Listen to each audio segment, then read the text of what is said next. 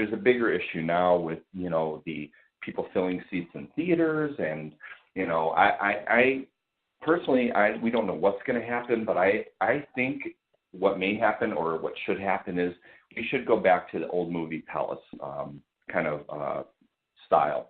So, in cities, they'd have, numerous theaters, but they weren't, when you go to the theater, there weren't 20 theaters.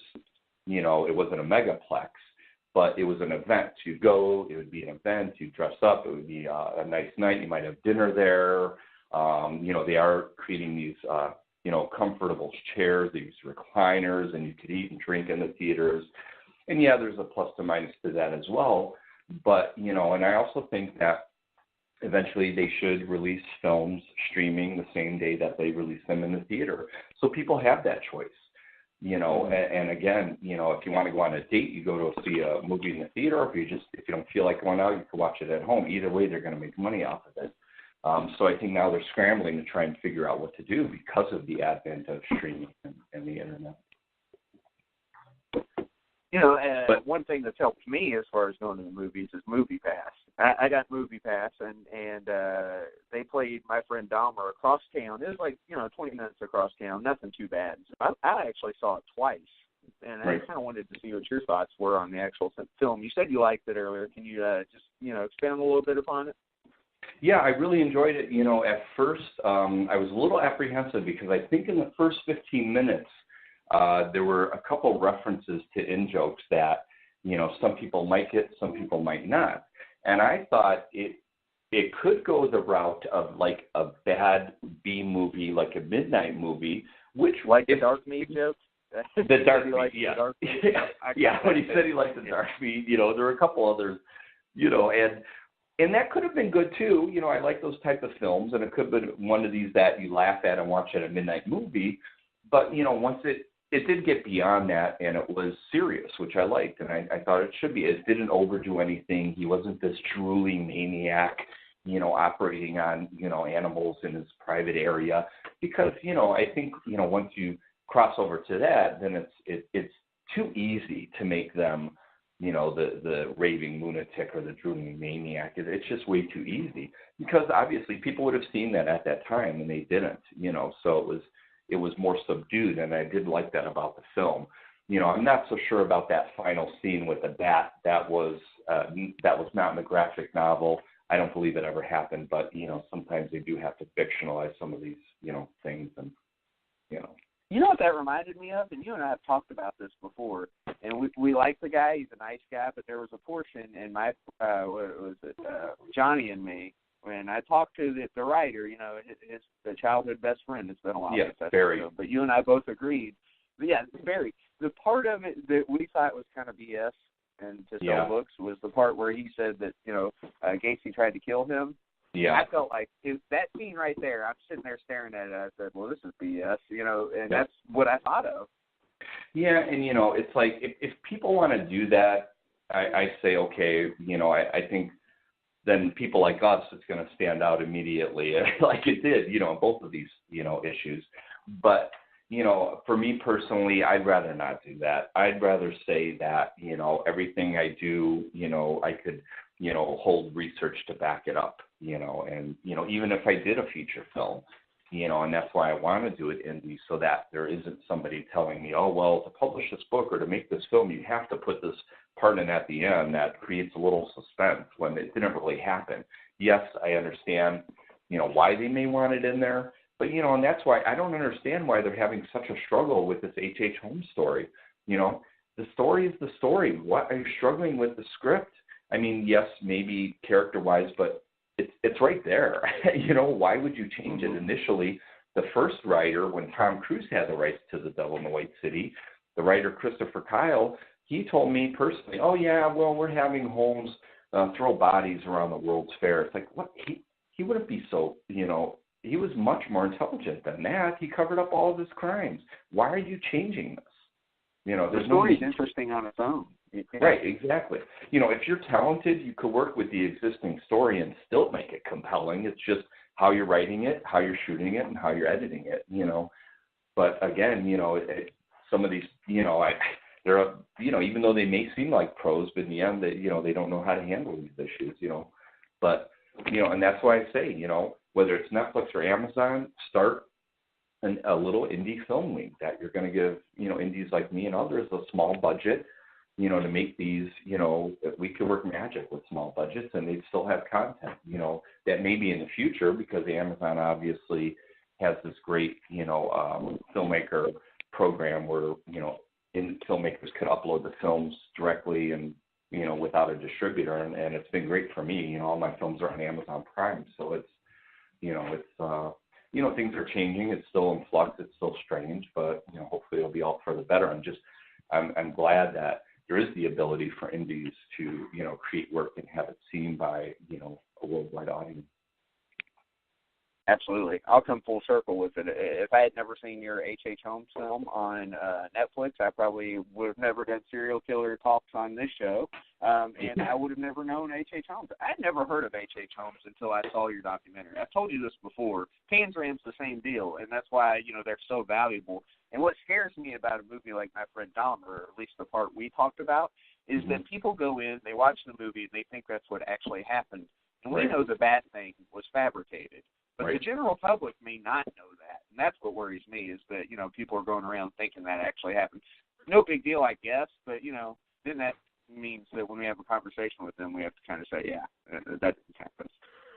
Well, right, but then that, those mythologies kind of almost become a reality. There was somebody that posted recently on Facebook that, here's Albert Fish, and he shorted out the electric chair. So then I responded, well, that's a myth, it's an urban myth. And then he kind of came back with, oh, why? Why do you think so? Who are you? And then I said, well, I've done thorough research, and, there's a book, called, right now I can't think of the name. It escapes me. There's so much to think about. But there was a book written by Albert Fish's executioner. He was actually there. He pulled the switch. And he wrote in his book that nothing unusual happened at Fish's execution. Now, what better evidence than somebody standing 40, 50 feet away behind a door pulling a switch to tell us that evidence? Even though I related that to this guy, he still said, you expect me to believe you or some book? Do some research, people. Google works. I know. I think we're living in one of the scariest times ever because people put crap on the internet.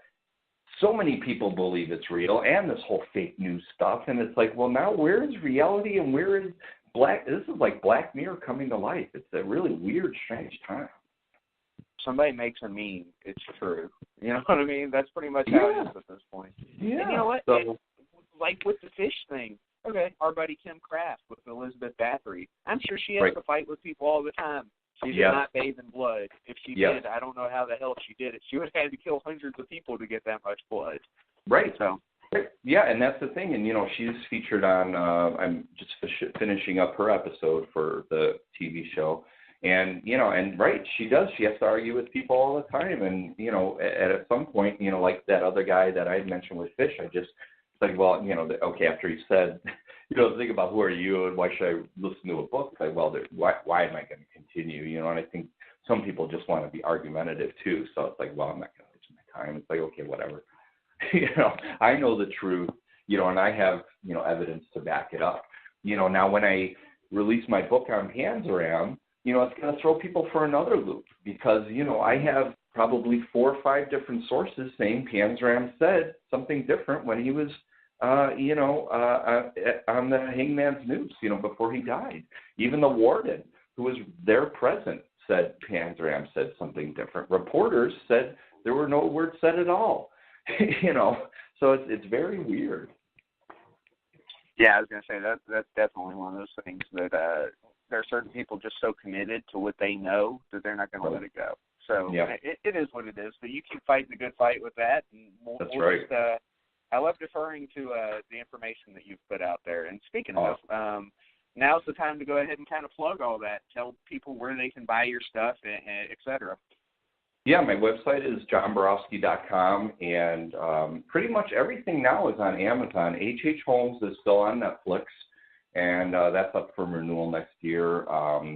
But everything else is on Amazon Prime. All of my films and the TV show, Serial Killer Culture TV, Amazon Prime. So if you have that, it's included. You could definitely watch that.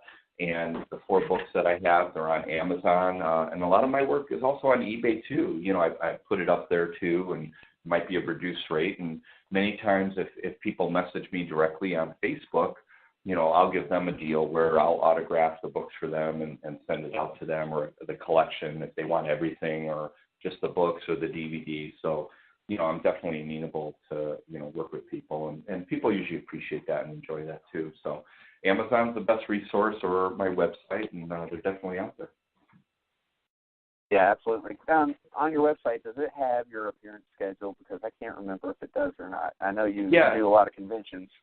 Yeah, it usually does. I try and put it up there. It's usually, you know, just right on the main page. Like now it should have November's information, because I believe the next thing I'm doing some library discussions in 2018 early at a couple libraries local in Illinois, and then I applied for the Walker Stalker, which is the first time that's going to be here in April, so I'm going to try to get into that. And, you know, yeah, I mean, you know, I try and get into these things. I mean, it's not easy. It is a lot of work going to conventions, but I love meeting people, spreading the word, and, you know, having a great time, you know. And so, yeah, that schedule is almost always on my website, and if I'm on any shows or any other appearances, too.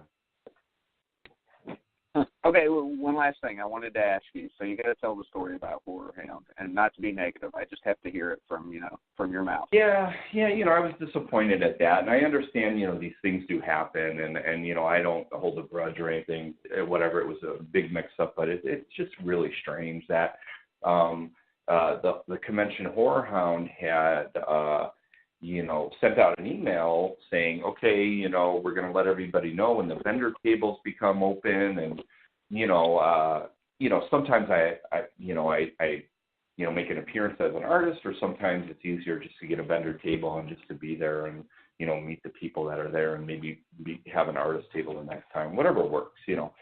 So, you know, I had paid for and applied for a table, and I received a confirmation. And then this was months in advance, because immediately when I was sent the email saying, okay, they're live for, you know, to purchase, I purchased it immediately, like literally probably within 5 minutes when, you know, when I received the email. And then it was a couple weeks before Horror Hound. So, you know, I had, you know, purchased my hotel way in advance because I knew I had a table. And then I received an email a couple weeks before Horror Hound just saying, oh, well, whoever, you know, hasn't been accepted, you know, we'll give you first dibs on a table for the next event. And I'm thinking, well, why am I getting this email? So then I emailed them back, and they said, oh, yeah, check your credit card statement, because we immediately refunded your money. And, you know, I didn't pay attention to the statement at that time. I had no idea. I was planning on attending. That's why I had purchased the hotel, you know. And, of course, the hotel was non-refundable. So there was that whole issue. And, you know, I told them, I said, I was never notified. Which I didn't, in spam or any other way. I never received an email stating, okay, you know, you won't have a table. So I was planning on it. And then when I had, you know, reached out to them, and even I think it was their CEO, you know, they weren't budging at all. Like I was some jerk stranger off the street trying to get into their convention. That's how they treated me, like garbage, basically. You know, and it's like, again, I don't have an ego or an attitude, but I'm a fellow filmmaker, and it's like, you're treating me this way. And here's what they told me. Well, okay, here's what we can do for you. You know, we'll let you know at the last minute if another room opens up that we could give you a table in. But, you know, I'm in Chicago. That's in Indianapolis. That would be a 3.5-hour drive. So they expected me to drive 3.5 hours, sit outside in the parking lot, and wait and see if some closet opens that I don't even know where they're going to put my table. I mean, it was ridiculous. Ridiculous to treat anybody that way. So I was just livid. And again, I mean, unfortunately, I'm kind of old school and old-fashioned, where people should be treated, you know, with respect, no matter who they are. You know, it had nothing to do that I was a filmmaker. I was just, you know, I wanted to, you know, again, you know, I had purchased a table, it was just a big mess, and I was really disappointed with the way they handled it. Yep. I've always liked Horror Hound for